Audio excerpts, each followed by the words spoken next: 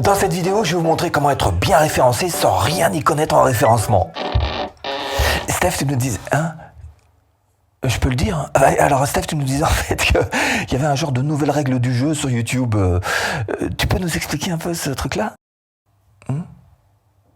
Nouvelle règle du... Ah bah oui, je suis en train de te parler du système de recommandation YouTube, tout ce qui est suggestion de vidéos et tout ce qui est page d'accueil. En fait, ce système de recommandation YouTube est bien plus là pour trouver des vidéos pour les spectateurs que des spectateurs pour les vidéos. Bon, je vais vous le dire un petit peu plus clairement, les choses changent et YouTube essaie de nous faire passer le message suivant, c'est que vous devriez chercher beaucoup plus à plaire à votre spectateur qu'à plaire à l'algorithme. YouTube, c'est un petit peu comme le boulanger du village qui, par un beau lever de soleil le matin, voit sa première cliente pousser la porte de sa boulangerie et il lui dit: « Oh bonjour Madame Germain, je vous ai fait des petits pains au chocolat aujourd'hui, vous m'en direz des nouvelles ?» Comme le boulanger, évidemment, YouTube essaye de plaire et de satisfaire sa clientèle, voire carrément de la fidéliser. Alors je vous rassure tout de suite, la clientèle, c'est pas vous le créateur de vidéos, c'est pas moi non plus, celui qui fait des vidéos. Non, c'est plutôt le spectateur qui débarque sur la plateforme YouTube. Nous, on est les pains au chocolat. Alors comment est-ce qu'on fait pour faire de bons pains au chocolat ? Si vous cherchez à créer votre business en ligne à domicile, bienvenue sur cette chaîne. Abonnez-vous. Clochette. Des pains au chocolat. Oui, alors on disait comment est-ce qu'on fait pour être de bons petits pains au chocolat. Et il faut savoir que YouTube nous donne absolument tous les outils qu'il faut. La bonne farine, le four qui cuit à la bonne température. Bon, puis après on va arrêter là notre analogie avec le boulanger. Alors qu'est-ce qu'il nous donne comme outil précisément YouTube ? Eh bien, de quoi captiver l'intérêt. Parce que YouTube, en fait, c'est un brouhaha de vidéos, un embouteillage de chaînes. Donc première tactique, c'est de savoir sortir du lot, et on va en parler. Deuxième chose que YouTube nous donne, c'est de quoi susciter l'intérêt. YouTube, c'est une suite de sollicitations, c'est une pluie de vidéos, une pluie d'autres vidéos à regarder. Donc il va falloir trouver une solution. Et on va en parler. Et bien sûr, YouTube nous donne de quoi analyser ce qu'on a fait. YouTube nous donne les analytics pour faire notre autocritique et vérifier si ce qu'on a fait a plu ou pas. Et si vous avez fait du bon boulot sur ces 3 plans, vous aurez une récompense. Ok Steph, alors ta première tactique pour captiver, c'est quoi ? Première tactique, accrochez l'attention. Vous êtes à peu près des milliards à me demander comment est-ce qu'on fait pour avoir plus de vues. Et retrouvez en description de cette vidéo absolument toutes les formations offertes. Comment est-ce qu'on fait pour avoir plus de vues ? Réponse très simple. Le test ultime. Qui vous a dit que vous aviez la clé pour savoir exactement quelle sera la vignette qui sera la plus performante et celle qui vous procurera le plus de clics ? Qui vous a dit que vous aviez le meilleur titre pour que votre vidéo soit cliquée en masse ? Bonne nouvelle, ça se teste. Et la seule réponse valable, c'est celle des stats. Si vous voulez augmenter votre nombre de vues, il faut augmenter votre taux de clic. Et la seule réponse valable, ça n'est absolument pas votre jugement, mais celui de vos spectateurs. Ah mais j'ai compris en fait, c'est eux qui jugent si le pain au chocolat est suffisamment croustillant à l'extérieur et moelleux à l'intérieur. C'est ça, voilà. Alors pour tester comment est-ce qu'on fait, on se sert de l'extension pour votre navigateur qui s'appelle TubeBuddy. Et une fois installé, vous allez dans Menu, vous cliquez sur Website Tools, vous cliquez sur A/B Test et vous allez pouvoir à partir d'ici créer votre A/B Test en cliquant sur ce bouton Create A/B Test. Et là, TubeBuddy vous permet de faire un test d'une vignette contre une autre vignette. Ou encore, par exemple, de tester un titre contre un autre titre, et puis de voir celui qui rapporte le plus de clics entre les deux.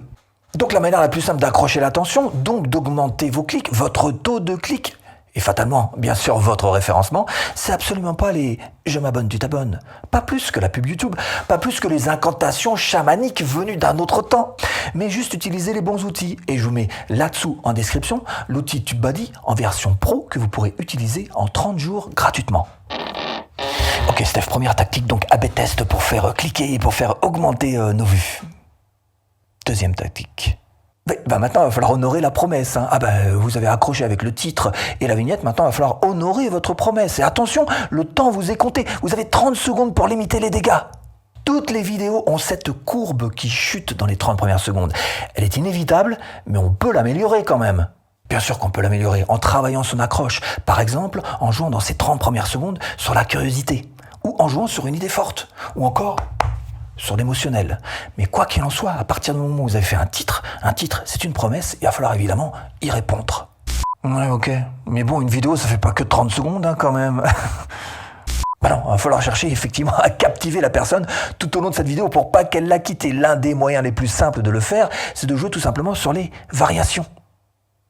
En cherchant à mettre du rythme, savoir faire aussi par exemple des relances au cours de votre vidéo, savoir casser le ronron, savoir aussi varier les plaisirs visuels ou auditifs, et évidemment en allant droit au but.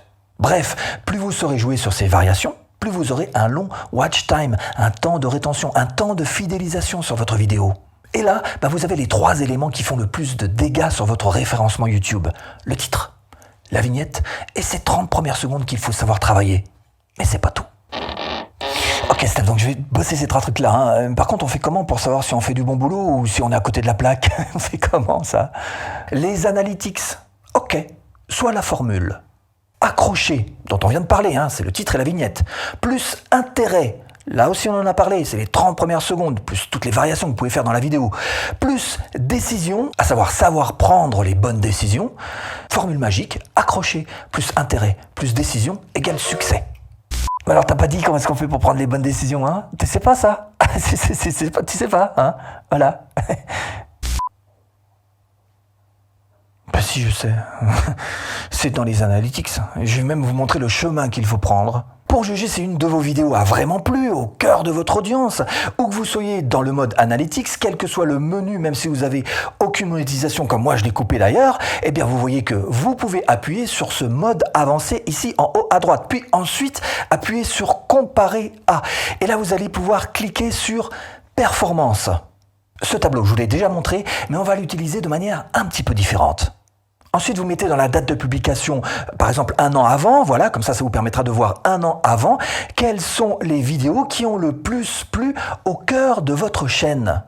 Dans les premières 24 heures, ce sont vraiment les super fans qui se sont jetés sur votre vidéo. Dans les 7 premiers jours, le cercle s'élargit un petit peu, des fans malgré tout quand même. Et puis dans les 28 premiers jours, là vous voyez qu'on élargit encore le cercle. Cette fois-ci, ça va commencer à vraiment toucher non pas que les purs abonnés de votre chaîne, mais aussi tout un tas de spectateurs qui peuvent être qualifiés comme des semi-abonnés, qui suivent malgré tout votre contenu même s'ils ne sont pas abonnés, ou même des spectateurs qui ne vous ont encore jamais vu.